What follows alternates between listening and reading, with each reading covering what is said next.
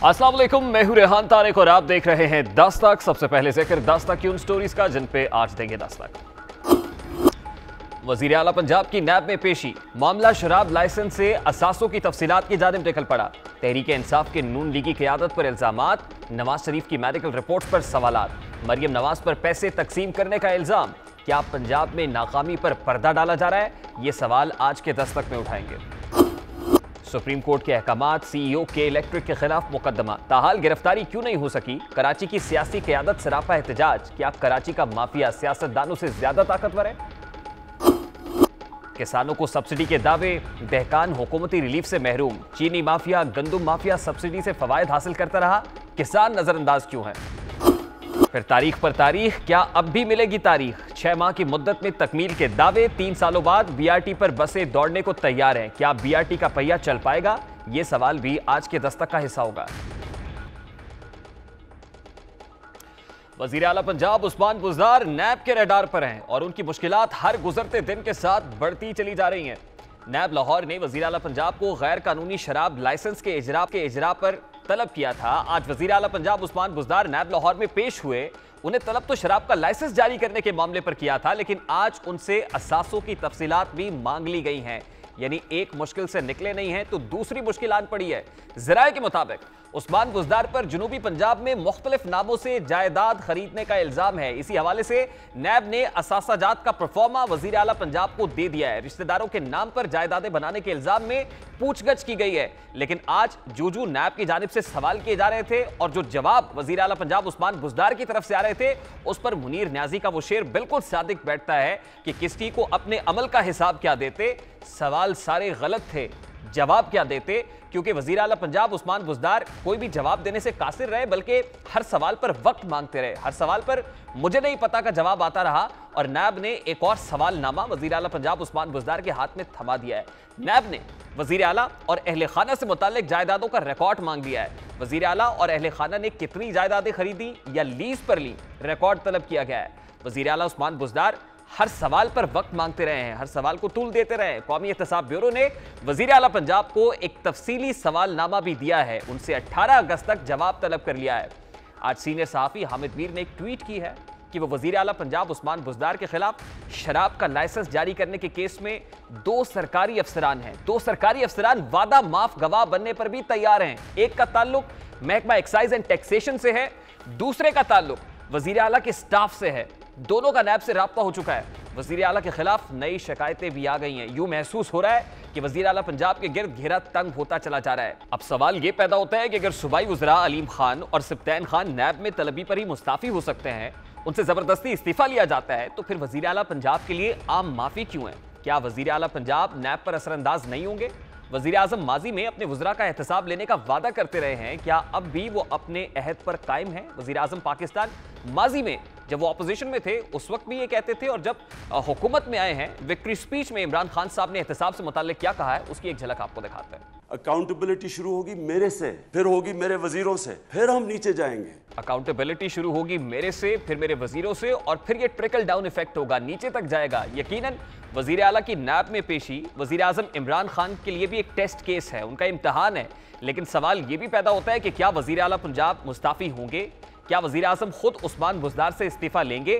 क्या वजीर आजम अपने इस इम्तहान में कामयाब हो पाएंगे? बहरहाल उस्मान बुज़दार की नैब में पेशी के बाद हालात बदल सकते हैं। बदलती हवाओं के हवाले से सीनियर सहाफ़ी हामिद मीर ने हमारे प्रोग्राम में बताया था, यानी अगर वजीर आला पंजाब उस्मान बुज़दार से इस्तीफा लिया जाता है तो उनका अल्टरनेटिव क्या होगा, वो चेंज क्या होगी, कौन वजारत आला के ओहदे पर बराजमान होगा। इस हवाले से सीनियर सहाफ़ी हामिद मीर ने हमारे प्रोग्राम में क्या पेशगोई की, उसकी एक झलक भी आपको दिखाते हैं। तो मैं तो सिर्फ अपने गेसेस दे रहा हूं कि शायद हो सकता है अलीम खान साहब हो। मेरा इशारा अलीम खान साहब की तरफ नहीं है। मियां असलम इकबाल साहब भी इस हवाले से काफी मुतहर्रिक है, मैं इसलिए आपसे जानना चाह रहा था। नहीं, मियां असलम साहब देखें, ये सारे लोग बड़े मोहतरम हैं, लेकिन जिस मोहतरम शख्सियत की तरफ मेरा इशारा है वो एक तो इमरान खान साहब की तायद उनको बड़ी आसानी के साथ मिल सकती है क्योंकि उनका ताल्लुक PTI के साथ है।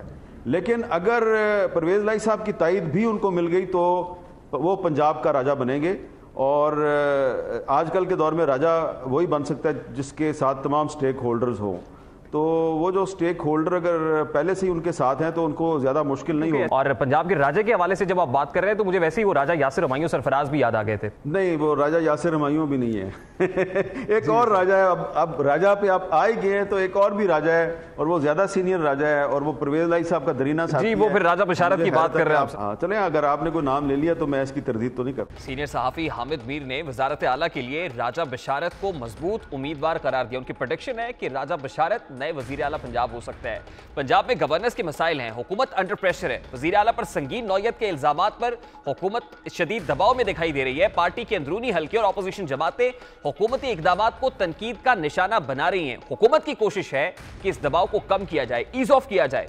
गुज़श्ता रोज रहनुमा मुस्लिम लीग नवाज मरियम नवाज भी हुकूमत पर खूब लफ्जी गोलाबारी कर रही थी, जिसके बाद से बज़ाहिर दिखाई दे रहा है कि हुकूमत पर दबाव बढ़ता चला जा रहा है। मरियम नवाज साहिबा ने गुज़श्ता रोज क्या कहा, खासतौर पे नवाज शरीफ साहब को लेकर, उसकी एक झलक आपको दिखाते हैं। नवाज शरीफ की सेहत के बारे में आपने प्रोपेगेंडा किया, आपको शर्म आनी चाहिए। आपकी कस्टडी में नवाज शरीफ बीमार हुआ, आपकी कस्टडी में नवाज शरीफ मौत के दहाने तक पहुंचा। आपके अपने स्टेटमेंट्स हैं कि नवाज शरीफ को सेहत को खतरा है तो इंसानी हमदर्दी के लिए मैंने जाने दिया। सॉरी, आपने इंसानी हमदर्दी के लिए नहीं उनको जाने दिया। आपको नवाज शरीफ पर रहम नहीं आया, आपको अपने ऊपर रहम आया। आपको जब ये खबर मिली कि नवाज शरीफ बीमार है और मौत के दहाने तक पहुंच गया, तो आपने अपने आप को बचाने के लिए कि आपकी कस्टडी में उसके साथ ये हुआ, तो आपको फिर आपके हाथ पांव फूल गए और आपने इस रहम आपको अपने ऊपर आया, नवाज शरीफ के ऊपर रहम नहीं आया आपको। गुज़श्ता रोज नैब लाहौर ऑफिस के बाहर जो कुछ हुआ, इसके बाद पाकिस्तान तहरीक इंसाफ हुकूमत की तरफ से इस प्रेशर को ईज ऑफ करने के लिए मुस्लिम लीग नून पर 2 इल्जामात आयद किए गए हैं। पहला इल्जाम इस प्रेस कॉन्फ्रेंस के बाद जो पाकिस्तान तहरीक इंसाफ हुकूमत की तरफ से आयद किया गया है, वो डॉक्टर शहबाज गिल ने आयद किया है। और डॉक्टर शहबाज गिल एक बड़ी संगीन नौयत का इल्जाम लगा रहे हैं, एक अहम बात कर रहे हैं। क्या कह रहे हैं, सबसे पहले डॉक्टर शहबाज गिल की वो गुफ्तगू आपको दिखाते हैं। आपको मैं स्टोरी बताता हूं आज, क्योंकि मरियम सफदर साहबा ये बार बार फरमा रही थी कि उनके वालिद के ऊपर तरस नहीं किया गया, बल्कि जब ये पता चला कि वो मरने लगा है, मैं कभी लगा है का वर्ड इस्तेमाल नहीं करता होता, जब वो मरने लगा है तो जाने दिया। तो मैं आज आपको बताता हूं कि ये मरने लगा कैसे था। एक केमिकल होता है EDTA, वो टेस्ट ट्यूब के अंदर इस्तेमाल होता है, जिसमें ब्लड का सैंपल लेते हैं और उसका मकसद होता है कि ब्लड में क्लॉटिंग ना हो जब तक वो लेबोरेटरी में जाके टेस्ट हो। उस EDTA की अगर मुकदार ज्यादा कर दी जाए और ब्लड की मुकदार कम कर दी जाए जब सैंपल लें, तो रेड ब्लड सेल्स और ब्लड के दूसरे सेल्स श्रिंक हो जाते हैं, जिससे प्लेटलेट्स की तादाद अगर किसी के अंदर 2.5 लाख है तो 8 से 10 हजार के करीब आ जाती है। ये वो गेम की गई, ये पंजाब गवर्नमेंट को अब इन्वेस्टिगेट करना पड़ेगा। डॉक्टर शहबाज गिल नवाज शरीफ की यहां से रवानगी से मुतालिक जो कुछ कह रहे हैं, आसान अल्फाज में आपको समझाने की कोशिश करते हैं। वो ये कह रहे हैं कि नवाज शरीफ ने गलत रिपोर्ट्स बनाई हैं, वो गलत रिपोर्ट्स जो प्लेटलेट्स के हवाले से प्रेजेंट की गई और उस बुनियाद पर हुकूमत की जो सिंपैथीज है, और फिर नवाज शरीफ साहब बाहर चले गए। हुआ क्या है, जिस वक्त ब्लड सैंपल लिया जाता है तो उसके बाद ब्लड को प्रिजर्व करने के लिए 4 घंटे का स्टे देने के लिए उसमें कुछ सॉल्युबल्स ऐड किए जाते हैं। वो 4 सॉल्युबल्स क्या होते हैं, एंटीकोगुलेंट्स क्या होते हैं, वो क्विकली आपके सामने रखते हैं। नंबर 1 है EDTA, जिसका जिक्र शहबाज गिल साहब अपने इस बयान में कर रहे हैं। दूसरा, उसमें डबल ऑक्सलेट है, सोडियम ऑक्सलेट है, हेपरिन और सोडियम फ्लोराइड है। ये सॉल्युबल्स जो ब्लड सैंपल में ऐड किए जाते हैं, अगर इनका तनासुब बदल दिया जाए तो उसकी वजह से क्या चेंजेस आ सकती हैं।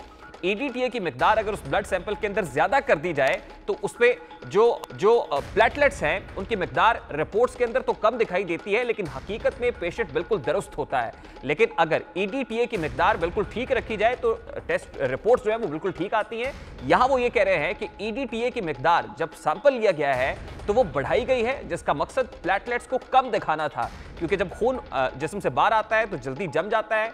इसलिए कि खून जल्दी ना जमे, ये सॉल्युबल्स ऐड किए जाते हैं। EDTA की मिकदार पाकिस्तान मुस्लिम लीग नून की तरफ से एक सोची समझी साजिश थी कि नवाज शरीफ के ब्लड सैंपल के अंदर बढ़ाई गई, जिसके बाद उनके प्लेटलेट्स इंतहाई कम हद तक गिर गए। क्योंकि अगर प्लेटलेट्स तकरीबन 7-8 हजार हो जाए तो इंसान जिंदा नहीं रह सकता। लेकिन हमने देखा कि 2000 का फिगर भी कोट किया जाता रहा, 3000 का भी होता रहा, 7 और 8 हजार का फिगर भी होता रहा।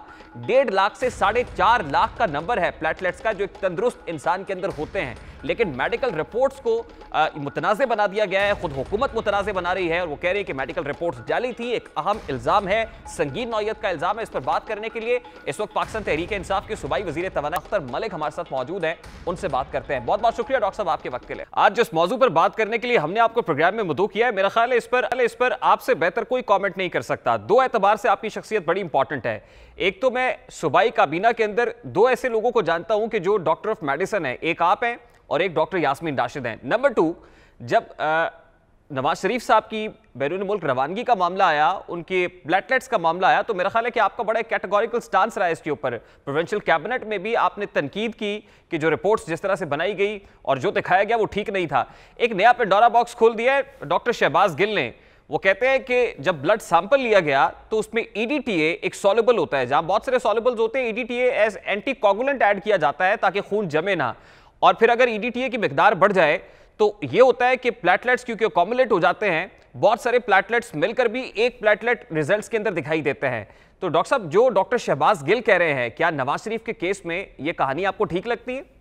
मैं तो शुरू दिन से कह रहा हूँ कि इनकी रिपोर्टों में शकूक व शुबहात का बहुत ज़्यादा इसमें इजहार किया गया है, मेडिकली भी और वैसे भी। तो जब कैबिनेट में बात हुई थी तो एक कॉमन सी बात थी कि जो यहाँ से रिपोर्टें गई थी तो उसके बदले में यूके वालों ने रिपोर्टें आपके साथ शेयर करनी थी, जो कोर्ट में प्रेजेंट करनी थी। तो उन्होंने बजाय यूके की रिपोर्ट्स देने के तो यही वाली रिपोर्ट्स दोबारा भिजवा दी। तो इसमें मतलब क्वेश्चन उस वक्त भी अराइज हुआ था कि अगर ये पाकिस्तान की रिपोर्टें ठीक हैं तो यूके वालों को रिपोर्टें दूसरी अपनी भेजने में क्या एतराज़ है, क्योंकि या तो इनमें गड़बड़ है या उनमें गड़बड़ है। तो ये एक हल तलब इशू है जिसको मेरा ख्याल है प्रॉपरली टेकअप करना चाहिए। अगर कोई इसमें चीज़ें आती हैं तो उसको उस तरह डील करना चाहिए। जी डॉक्टर साहब, आप ये कह रहे हैं कि जो टेस्ट रिपोर्ट है उसमें गलती का एहतमाल हो सकता है, लेकिन हम तो रोज़ देखते थे कि हर 2 घंटे के बाद एक रिपोर्ट आ रही होती थी कि अब प्लेटलेट्स इतने थे पहले, अब इतने बढ़ गए हैं, फिर अचानक पता चलता था नहीं अब कम होकर इतने आ गए। यानी वो 100 का डिफरेंस भी होता था तो एक ब्रेकिंग न्यूज़ बनती थी, बताया जाता था, बार बार रिपोर्ट्स आती थी। एक बार तो गलती हो सकती है, ह्यूमन एरर हो सकता है, टेक्निकल एरर हो सकता है, लेकिन बार बार रिपीटेडली एक ही गलती होना, इसके पीछे तो मामला कुछ और ही लगता है डॉक्टर साहब। देखें जी, मैं मतलब मेडिकल डॉक्टर भी हूँ, तो डिसऑनेस्टी होगी अगर जो चीज़ें मैं समझता हूँ कि जिस लेवल पर इन्होंने प्लेटलेट्स बताई थी उस लेवल पर जिस्म से ब्लीडिंग शुरू हो जाती है, तो उस पर इस तरह की कोई सिम्टम थी नहीं, ना उनके गम से ब्लीडिंग थी, ना नाक से थी, बल्कि शेव भी उन्होंने की हुई थी।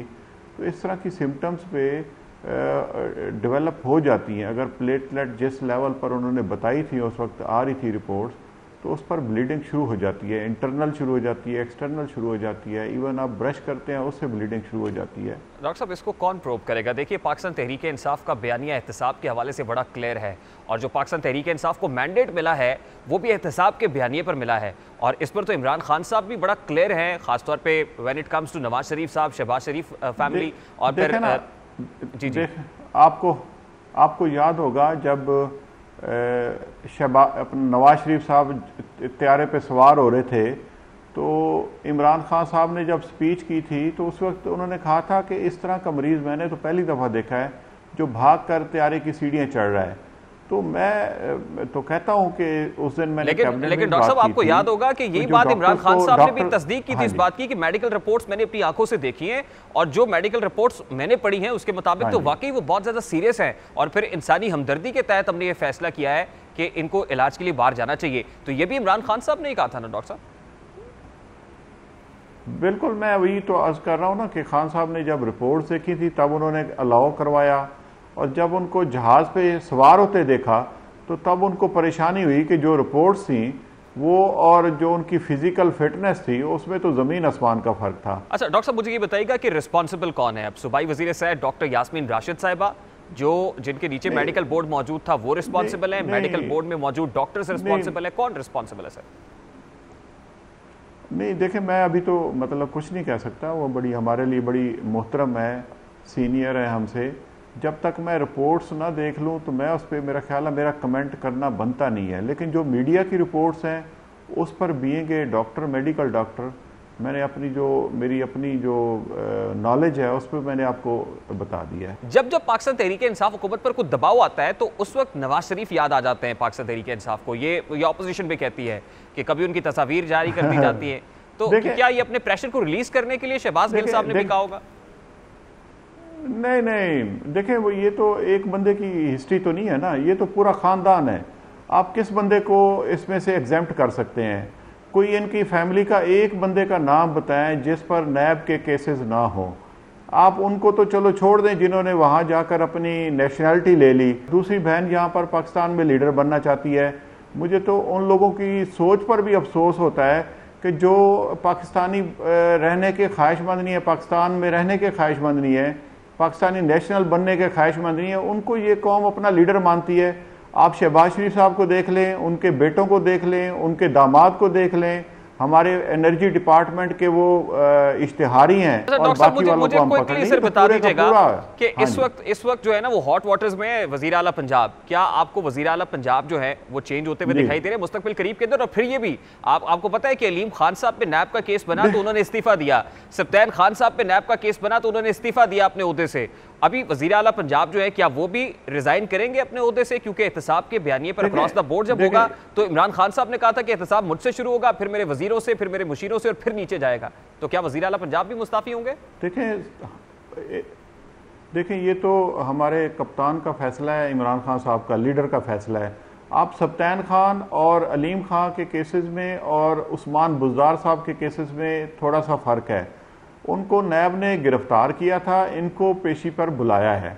अगर कोई फर्दर चीज़ें आती हैं तो सारे हम तो ओपन, जैसे कहते हैं ओपन डोर पॉलिसी है कि जिस पे कोई एलिगेशन आता है he is responsible to answer those question जो नैब पूछता है। सर महकमा एक्साइज के अफसर उनके खिलाफ अप्रूवल बनने के लिए तैयार हैं। अगर उस्मान बुज़दार साहब जो chief executive of the province हैं, सर बिल्कुल ठीक है, मेरा सवाल ले लें, चीफ एग्जीक्यूटिव ऑफ प्रोविंस अगर अपने ओहदे पर बरकरार रहते हैं, उनके नीचे जो एक्साइज का डिपार्टमेंट है उसके अफसरान अप्रूवर बनने को तैयार हैं, 2 अफसरान बताए जा रहे हैं, तो आपको नहीं लगता कि एहतसाब की राह में हाइल हो सकते हैं या अपना असर रसूख इस्तेमाल कर सकते हैं उस्मान बुज़दार साहब? इस पेश नजर उनको अपने ओहदे से अलहदा होना चाहिए और फिर एहतसाब के लिए पेश करना चाहिए खुद को। देखें ना, कोई इस तरह की मैं नहीं समझता हूं कि उसमें हर्डल आएगी।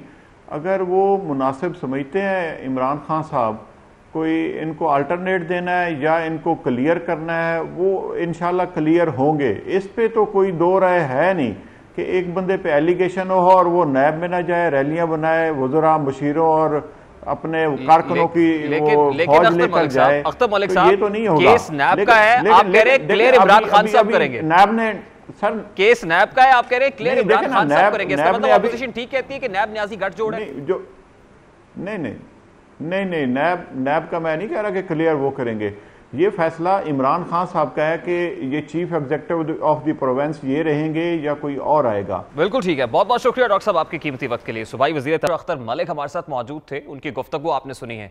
अगर उस्मान बुज़दार के ऊपर मामला प्रेशर बनता है तो फिर उसके बाद इमरान खान साहब ने डिसाइड करना है कि उस्मान बुज़दार अपने ओहदे पर रहते हैं या फिर उनको ओहदे से अलहदा किया जाता है और एहतसाब के लिए खुद को पेश किया जाता है, जो पाकिस्तान तहरीक इंसाफ का बयानिया है।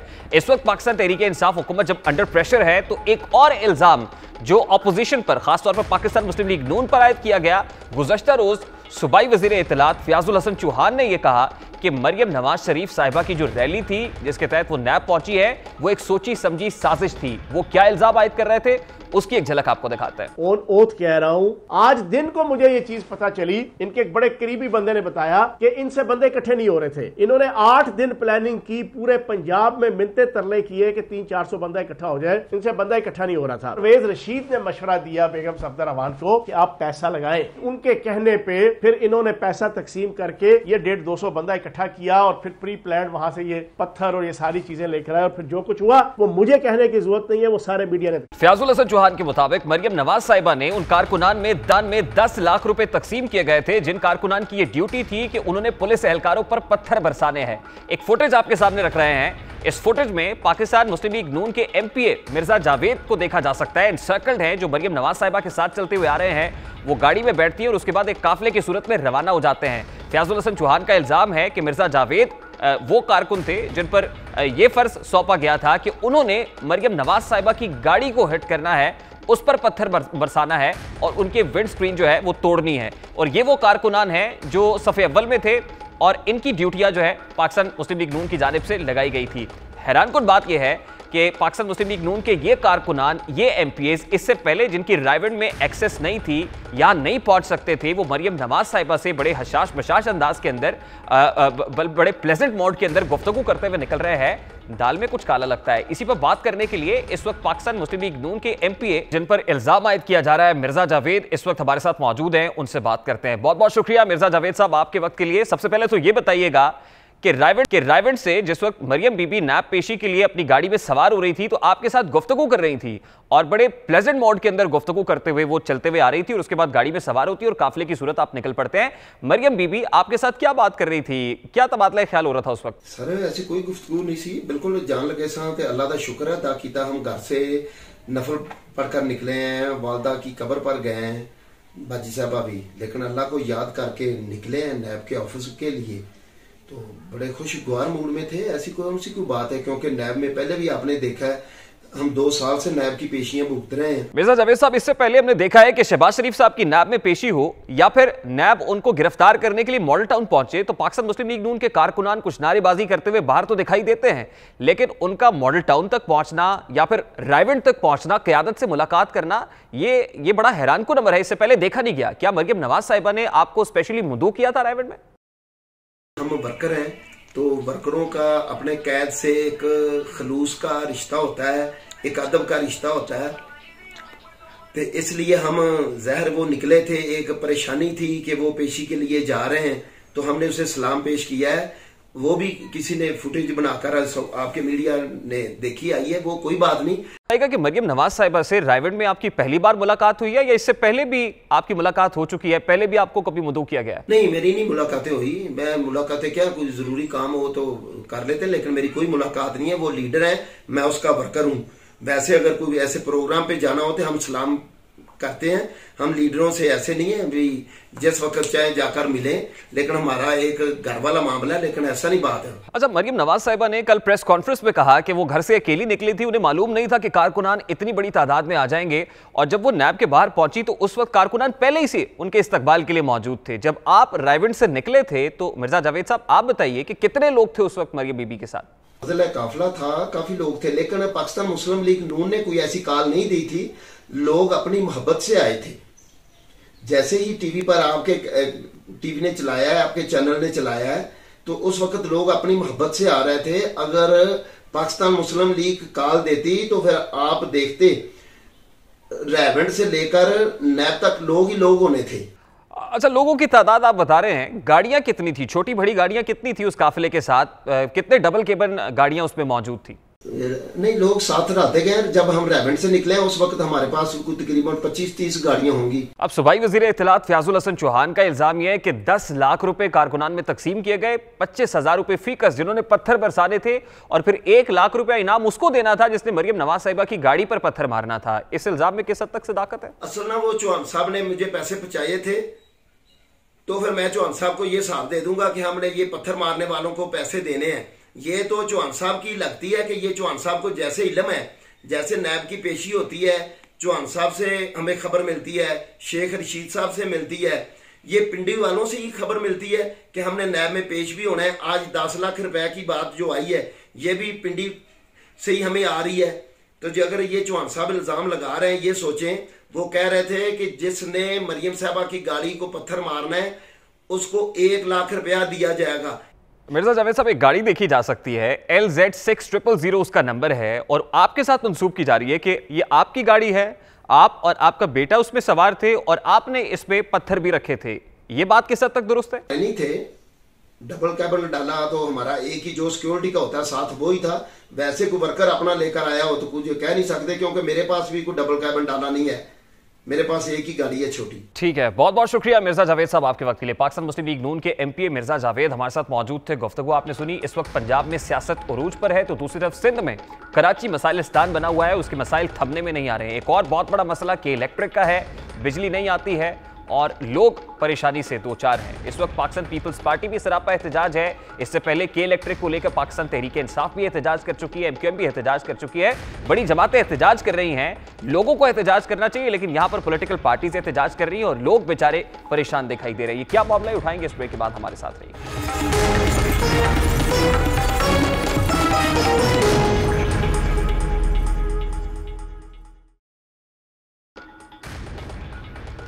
Welcome back. शहर कायद यानी कराची तारीकियों में डूबा हुआ है। बिजली है कि आती नहीं और बेचैनी है कि जाती नहीं है। Supreme court of Pakistan Karachi की रोशनियां वापस लाने में संजीदा है। जहां पर पॉलिटिकल पार्टीज ब्लेम गेम कर रही हैं, वहीं पर supreme court of Pakistan Karachi की रोशनियां लौटाना चाहता है। 10 अगस्त को chief justice of Pakistan justice Gulzar Ahmed ने कराची रजिस्ट्री में अपने रिमार्क्स में कहा था कि के इलेक्ट्रिक वाले भी यहां मजे कर रहे हैं। बिजली वालों ने बार का कर्जा कराची से निकाला है। इसी तरह 11 अगस्त को भी के इलेक्ट्रिक के मामले पर अदालत में समाअत हुई। दौरान समाअत अदालत ने रिमार्क्स दिए कि गुज़श्ता रात मैं कराची आया, शाहराह फैसल की पूरी बत्तियां बंद थी। चीफ जस्टिस ऑफ पाकिस्तान ने खुद कहा कि मैं शाहराह फैसल पहुंचा, वहां पर लाइट नहीं आ रही थी, बत्तियां बंद थी, पूरी शाहराह अंधेरे में डूबी हुई थी, इलाके में अंधेरा था और लोग घरों से बाहर बैठे थे। के इलेक्ट्रिक ने कराची में कुछ भी नहीं किया। के इलेक्ट्रिक इंतजामिया सबसे सस्ता और नाकिस मटेरियल इस्तेमाल कर रही है, सारा मुनाफा बाहर लेकर जा रहे हैं। स्टेट बैंक को कहेंगे कि उनका मुनाफा बाहर लेकर जाने ना दें। अदालत ने रिमार्क्स दिए थे कि के इलेक्ट्रिक का तफसीली ऑडिट कराया जाए, CEO के नाम ECL में डाले जाए और उनके खिलाफ कत्ल के केसेस बनाए जाएं। के इलेक्ट्रिक किसी भी इलाके में 1 मिनट में भी बिजली बंद करे तो नेपरा नोटिस लेगा। कराची में बिजली के बहरान पर तमाम सियासी जमातें सरापा एहतजाज के। शहर कायद के बासी भी परेशान हाल है। शहर कायद के बासी किस हाल में है, किस हाल में है याराने वतन, जरा उसकी एक झलक आपको दिखाते हैं। माशाल्लाह से हमारे यहाँ पे वैसे इन लोगों ने 24 घंटे में से 7.5 घंटे की इन्होंने लोड शेडिंग की हुई है ना। उसके बाद भी रात को 3 बजे 4 बजे जब इनका दिल करता है लाइट बंद कर देते हैं और कोई मतलब रिस्पॉन्सिबिलिटी नहीं है, लाइट आए ना आए, पर बिल माशाल्लाह वैसा का वैसा ही। ना घर में AC है, ना इतना कोई ज़्यादा मतलब वो है। 22-23 हज़ार हम कमाने वाले हैं, 15 से 20 हज़ार रुपये, 14 हज़ार रुपये, 12 हज़ार रुपये तो बिल दे देते। लोड शेडिंग तो ऐसे हो गई है जैसे कोई आम बात है कि 12 घंटे जाएगी तो 12 ही घंटे आएगी। ओवर बिलिंग परेशानी नहीं, बहुत बड़ी मुसीबत है। अगर परेशानी होती तो लोग झेल लेते, ये मुसीबत है, ये नहीं झेली जाएगी। घंटे 1.5 घंटे की जो लोड शेडिंग होती है, उसके अलावा भी लाइट कब जाए कब आए कुछ पता ही नहीं होता। कभी तो घंटों घंटे गुजर जाते हैं, किसी का कोई पुरसाने हाल ही नहीं है। कंप्लेन करो कोई आता ही नहीं है। इजाफी बिल की बताऊँ मैं आपको, घर में कोई लोड भी नहीं है, उसके बावजूद 15,000 16,000। अब हम 20-22 हज़ार रुपये कमाने वाले लोग इतना बिल कहाँ से भरेंगे? यार भाई बिजली वालों ने तो इतना परेशान किया हुआ है कि क्या बताऊँ आपको। 4-4 महीने के बिल और एवरेज बिल आ रहे हैं सारे। कोई भी मीटर रीडिंग के लिए नहीं आता। हम लोग चेक करते हैं बाद में, एवरेज बिल आता है वो 8-8 हज़ार। हमारे घर में कोई कारखाना तो लगा हुआ नहीं है जो इतना बिल आएगा यार। एक पंखा, एक बल्ब, या फिर ज़्यादा से ज़्यादा हो गया बाथरूम में बल्ब, 2 बल्ब, 3 बल्ब या 2 पंखे, बस यही TV है या फ्रिज है। उसके इतने बिल, अल्लाह के बंदे 14-14 हज़ार, 8-8 हज़ार, 9-9 हज़ार इतने बिल आ रहे हैं। परेशान है, किराया देवें या बिले भरें। शहर कायद के बासियों की गुफ्तगू आपने सुनी, वो बड़े दर्द में हैं। गुज़श्ता रोज सुप्रीम कोर्ट के हुक्म पर करंट से हलाकत का मुकदमा के इलेक्ट्रिक के CEO और दीगर आला अफसरान के खिलाफ डिफेंस थाने में दर्ज कर लिया गया था, लेकिन ताहाल किसी भी फर्द को गिरफ्तार नहीं किया गया। ये पहली बार नहीं हुआ, बल्कि इससे कबल भी इस किस्म के मुकदमा दर्ज किए जा चुके हैं, लेकिन कोई ठोस नतीजा नहीं निकला है। सवाल ये उठता है कि अदालती अहकामात के बावजूद के इलेक्ट्रिक के खिलाफ कोई कार्रवाई क्यों नहीं हो रही है। तमाम सियासी जमातें के इलेक्ट्रिक के खिलाफ सरापा एहतजाज है, मगर शहर में बिजली के बहरान के जिम्मेदारों का तयन क्यों नहीं हो सका है। इस कराची से निकलकर जरा खैबर पख्तूनख्वा का रुख करते हैं, जहां पर पाकिस्तान तहरीक इंसाफ ने एक फ्लैगशिप प्रोजेक्ट अनाउंस किया और वो फ्लैगशिप प्रोजेक्ट BRT के नाम से था, जो खत्म होने का नाम नहीं ले रहा था। बारकैफ अब BRT चलने को तैयार है और कल वजीर आजम पाकिस्तान उसका इफ्तिताह करने जा रहे हैं। पेशावर BRT पाकिस्तान तहरीक इंसाफ का पहला सबसे बड़ा प्रोजेक्ट BRT मंसूबा, जो पेशावर के बासियों के लिए तकदीर बदलने के ऐलान के साथ शुरू हुआ था। मंसूबे के हवाले से उस वक्त के वजीर आला परवेज खटक ने बुलंदोबाग दावे भी किए थे। वो क्या कहते थे, उसकी एक झलक सबसे पहले आपको दिखाता है। BRT पंजाब ने सिर्फ स्ट्रक्चर दिखाया हुआ है, या वहाँ स्ट्रक्चर बना है 32 अरब रुपए में, हमारा स्ट्रक्चर उसी लेंथ का 29 अरब में बन रहा है। हम उसमें एक्स्ट्रा 200-250 बसेज ले रहे हैं। उन्होंने जो बसेज लिए हैं वो कॉन्ट्रैक्टर के खाते में डाला है, उसमें पैसे उन्होंने नहीं दिखाए। उस पर सब्सिडी मिल रही है, हमारे सूबे में कोई सब्सिडी नहीं होगी। 10 साल पहले 32 अरब पे उन्होंने बनाया, आज 10 साल के बाद हमारा स्ट्रक्चर 29 अरब में। अगर मैं गलत कहता हूँ, मैं आप सबको चैलेंज करता हूँ कि इसको चेक करें और बार बार हम पर इल्ज़ाम कोई ना लगाए कि महंगा तरीन है। आप सारी दुनिया का रिकॉर्ड उठा लें, दुबई में इसी लेंथ की BRT 2.5 साल में बनी, लाहौर की BRT तकरीबन 1.5 साल में बनी। इस्लामाबाद पिंडी की BRT 15 महीने में बनी और ये 6 महीने इसके कंप्लीट हो चुके। इस महीने 7 महीना हो जाएगा, अगले तो ज़्यादा से ज़्यादा ये 8 महीने में कंप्लीट हो जाएगा और ये दुनिया का fastest construction work of BRT होगा। ये एक रिकॉर्ड होगा दुनिया का। उस वक्त के वज़ीर आला खैबर पख्तूनख्वा परवेज़ खटक ने इस मंसूबे का कंपैरिजन दुबई के साथ किया, लाहौर के साथ किया, लेकिन ये मंसूबा यहाँ तक पहुँचा है। अगर पेशावर BRT सड़कों पर रवा दवा होने के लिए तैयार दिखाई दे रही है तो किस तरह पहुँचा है, हालात क्या रहे हैं, ज़रा कुछ आदाद शुमार आपके सामने रखते हैं। BRT मंसूबे का आगाज़ अक्टूबर 2017 में हुआ। हुकूमत ने मंसूबा 6 माह में मुकम्मल करने का दावा किया, लेकिन इस वक्त मंसूबे को शुरू हुए 34 माह हो चुके हैं। हुकूमत की जानिब से मंसूबे पर लागत का तखमीना 49 अरब रुपए लगाया गया। अब इस मंसूबे की लागत इस वक्त 71 अरब से तजावुज कर चुकी है।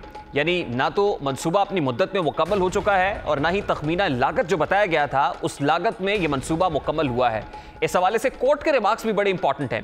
BRT के हवाले से पेशावर हाई कोर्ट ने कहा था कि पाकिस्तान तहरीक इंसाफ की हुकूमत ने किसी विजन और मंसूबाबंदी के बगैर यह मंसूबा शुरू किया है। हुकूमत की जानिब से BRT मंसूबे के इफ्तिताह के लिए 9 मरतबा तारीख दी गई, लेकिन एक बार भी मंसूबे का इफ्तिताह नहीं हो सका। वज़ीर आज़म ने जून 2020 में BRT मंसूबे का इफ्तिताह करना था, लेकिन यह तारीख भी गुजर गई।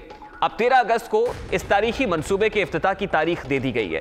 BRT मंसूबे पर माजी में भी सवालात किए जाते रहे हैं, आज भी कई सवालात उठ रहे हैं। जिसने 6 माह में मुकम्मल होना था, जिसका तकाबली जायजा लाहौर, मुल्तान और इस्लामाबाद मेट्रो से किया जाने लगा, जिसने पेशावर के हुस्न को 4 चांद लगाने थे, आज से ठीक 34 माह कबल इस मंसूबे का आगाज हुआ। पेशावर वालों की तकदीर तो नहीं बदली, लेकिन 34 माह से टूटी सड़कें उनका मुकद्दर है। फूलों के शहर पेशावर की खुशबू तो शहरियों को मैसर नहीं आई, मगर वाफर मिकदार में मिट्टी और रेत उनके फेफड़ों में जमा हुई है। शहर के हुस्न को 4 चांद लगाने की बजाय खूबसूरत जगहों की उखाड़ पिछाड़ करके शहर का हुलिया बिगाड़ दिया गया है। आज इफ्तिताह की सातें करीब आ रही हैं। देखना यह है कि इस बार BRT ट्रैक पर दौड़ती है, को बसें दौड़ती हुई दिखाई, क्या फूलों के शहर में दोबारा से गुल खिल सकेंगे, क्या इफ्तिताह के बाद BRT फाल हो सकेगी, ये तो आइंदा दिनों में वाज़े हो सकेगा। या एक ब्रेक लेंगे, जिसके बाद किसानों की बात करेंगे। किसानों के लिए सब्सिडीज अनाउंस तो की जाती हैं, लेकिन उन्हें क्यों मैसर नहीं आती, कहां पर गवर्नेंस के इश्यूज हैं, हुकूमत की नाहली कहां है, हुकूमत की नाहलियां भी वाजे करेंगे और मेरे रियासत के दरबार पर किसानों का मुकदमा लेकर दस्तक देंगे हमारे साथ।